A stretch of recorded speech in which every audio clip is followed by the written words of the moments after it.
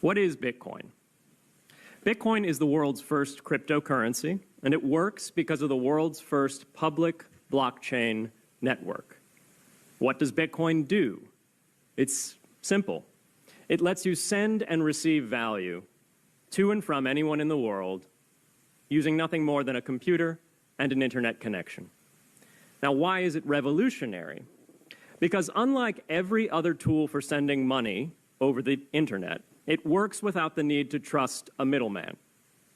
The lack of any corporation in between means that Bitcoin is the world's first public digital payments infrastructure. And by public, I simply mean available to all and not owned by any single entity. Now, we have public infrastructure for information, for websites, for email. It's called the internet. But the only public payments infrastructure that we have is cash, as in paper money. And it only works in face-to-face transactions. Before Bitcoin, if you wanted to pay someone remotely over the phone or the internet, then you could not use public infrastructure. You would rely on a private bank to open their books and add a ledger entry that debits you and credits the person you're paying. And if you both don't use the same bank, well, then there'll be multiple banks and multiple ledger entries in between. With Bitcoin, the ledger is the public blockchain, and anyone can add an entry to that ledger, transferring their Bitcoins to someone else. And anyone, regardless of their nationality, race, religion, gender, sex, or creditworthiness, can for absolutely no cost create a Bitcoin address in order to receive payments digitally. Bitcoin is the world's first globally accessible public money. Is it perfect? No. Neither was email when it was invented in 1972. Bitcoin's not the best money on every margin. It's not yet accepted everywhere. It's not used often to quote prices, and it's not always a stable store of value. But it is working, and the mere fact that it works without trusted intermediaries is amazing.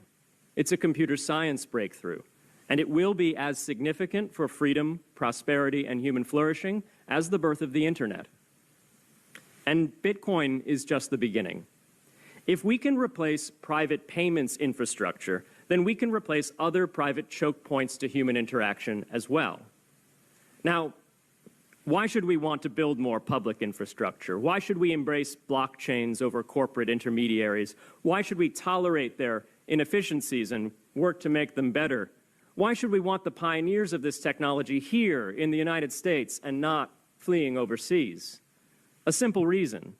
Because the corporate intermediaries providing today's critical but privately owned infrastructure are becoming fewer, larger, and more powerful, and their failures are increasingly grave.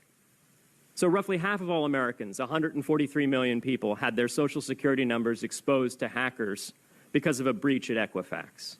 The SWIFT network has relayed hundreds of millions of dollars in fraudulent transactions because of hacked member banks in Bangladesh, Vietnam, Ecuador, and Russia. The FBI suspects now that the largest of these hacks was perpetrated by North Korea.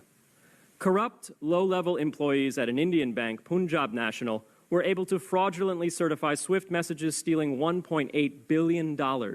It's the largest electronic bank robbery in history. In fact, it's the largest bank robbery in history. In October 2016, an estimated 1.2 million internet-connected devices were hacked and turned into a botnet that for several hours made prominent websites unavailable across Europe and North America, including CNN and Fox News, the New York Times, and the Wall Street Journal. Increasingly, physical machines are being connected to the internet to augment their capabilities.